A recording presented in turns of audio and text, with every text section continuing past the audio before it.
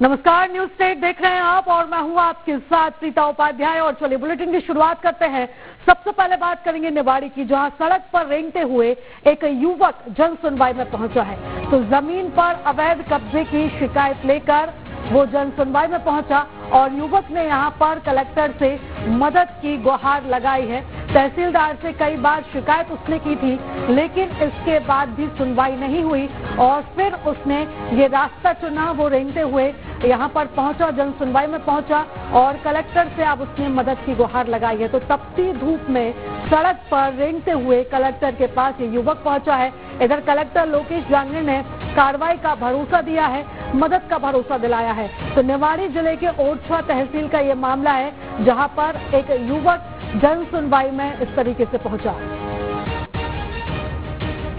इसलिए गए थे कि खसरा क्रमांक 249/2 में हरदौल समाधि पर जो एक अवैध मकान बना हुआ है, उसके लिए हम आवेदन देने गए थे, क्योंकि अभी तक हम इस मकान के लिए कम से कम 10 से 15 आवेदन दे चुके हैं। कोई कार्रवाई नहीं होती है, कहीं तहसीलदार लटका देते हैं, कहीं एसडीएम साहब लटका देते हैं। तो इस चक्कर में हम कलेक्टर साहब के पास गए थे, क्योंकि शासन की करोड़ों की भूमि है। आज ओरछा में स्कूल बनाने के लिए भूमि नहीं है, ग्राउंड के लिए भूमि नहीं है, करोड़ों की भूमि है। शासन अपनी भूमि अपने हाथ में ले, इस चक्कर में हम कलेक्टर साहब को अवगत कराने के लिए गए थे।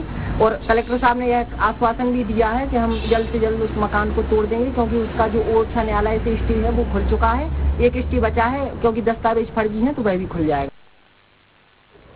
तो आपको बता दें कि यहाँ पर अपनी मांग को लेकर वो इस तरीके से तपती धूप में युवक पहुंचा है और उसका ये कहना है कि कई बार उसने शिकायत की, लेकिन उसकी सुनवाई नहीं हुई, इसलिए मजबूरन उसे ये रास्ता अपनाना पड़ा। तो जमीन पर अवैध कब्जे की शिकायत लेकर वो कलेक्टर के पास पहुंचा था। और इस खबर पर ज्यादा जानकारी ले लेते हैं, हमारे सहयोगी सुधीर हमारे साथ जुड़ चुके हैं। सुधीर, ये जो युवक है ये अजीबोगरीब तरीके से जन सुनवाई में पहुंचा, उसने मदद की गुहार लगाई है और उसका ये भी कहना है कि कई बार उसने शिकायत की, लेकिन उसकी बात नहीं सुनी गई, किसी तरह की कोई कार्रवाई नहीं हुई, तो उसे ये रास्ता अपनाना पड़ा।